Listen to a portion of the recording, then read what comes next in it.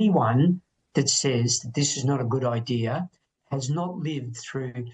Win Holsford-ը ավստրալացի անչափահասներին սմարթֆոն օգտագործելն արգելող օրենքի ընդունման ջատագովներից է։ Անցյալ տարի նրա որդին Մակը ինքնասպանություն է գործել դառնալով համացանցային շանտաժի զոհ։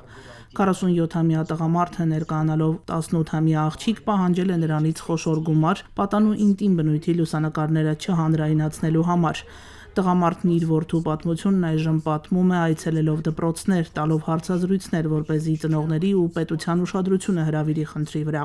Ավստրալիայի խորհրդարանի ստորին պալատի վերջերս ընդունած օրենքը կտրականապես արգելում է անչափահասներին օգտվել սոցցանցերից։ Վճռական խոսքը պետք է ասի Սենատը։ Ավստրալիայի վարչապետ Անտոնի Ալբանեզեն անձամբ է ներկայացրել փաստաթուղթը խորհրդարանում եւ հայտարարել, ակնկալում է դրա անվերապահորեն ընդունումը։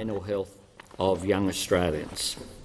And indeed, not just young Australians, this is an issue that governments around the world. Եթե օրենքը ընդունվի, մեդիա հարթակները կունենան ուղիղ 1 տարի տարիքային ցենզ սահմանելու համար, եթե ոչ իշխանությունները կանցնեն կոշտ միջոցների։ Օրինակ, թվային հարթակների հանդեպ գործող կանոնները խախտելու համար 6-անիշ տուգանք կկիրառվի, այն էլ ոչ թե ավստրալական, այլ ամերիկյան դոլարով։ Մետան արդեն հայտարարել է, որ դեկտեմբերի 10-ից Facebook-ը եւ Instagram-ը կարգելափակի ավստրալացի դեռահասների համար։ Ընկերությունը հայտնել է, որ 13-ից 15 տարեկան օգտատերերին սկսել է տեղեկացնել, որ նրանց օգտահաշիվները փակվելու են։ Դեկտեմբերի 4-ից արդեն կսկսեն ապա ակտիվացնել հաշիվները եւ արգելափակել 16 տարեկանից փոքր անձանց նոր գրանցումները։ Ընկերության խոսքով սա արվում է համապատասխանելու դեռահասների համար երկրում սոցիալական ցանցերի նկատմամբ սահմանված լայնածավալ արգելքին։ Ավստրալիան միակ երկիրը չէ, որտեղ իշխանություններն ակտիվորեն առաջ են մղում սահմանափակումները։ Երեխաների համար համացանցին հասանելիությունը սահմանափակելու նախորդ փորձերն արվել են աշխարհի տարբեր երկրներում, այդ թվում եվրոպական։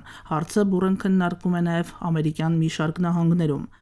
Յուրաքանչյուր 10-րդ անչափահաս աշխարհում ունի համացանցից կամ համակարգչային խաղերից կախվածություն։ Առողջապահության համաշխարհային կազմակերպության հետազոտությունը անցկացվել է 44 երկրի 280,000 անչափահասի շրջանում։ Ամեն տարի հրապարակվող թվերը վկայում են կախվածության աճի մասին։ Հարցվածների 1/3-ն օրինակ օրվա ընթացքում անընդհատ աչքի է անցկացնում սոցցանցերը։ Նույնքան երեխա ամեն օր խաղում է օնլայն խաղեր, դրանց հատկացնելով ավելի քան 4 ժամ։ Ակնհայտ է, որ սոցցանցերը ինչպես դրական, այնպես էլ բացասական ազդեցություն են գործում երեխաների վրա։ Անհրաժեշտ է անչափահասներին թվային գրագիտություն դասավանդել, կանխելու նրանց առաջադիմության անկումը, դեպրեսիան եւ այլ խնդիրները, ասված է Առողջապահության համաշխարհային կազմակերպության զեկույցում։ Համացանցային վտանգներից անչափահասներին պաշտպանելու հարցում, սակայն առաջնային դերը անկախ պաշտոնյաների քայլերից կշարունակի վերապահվել ծնողին։ Խոսել, բացատրել, ծնողական վերահսկողության գործիքներ կիրառել ու պարզապես երեխաների հետ ավելի շատ ժամանակ անցկացնել,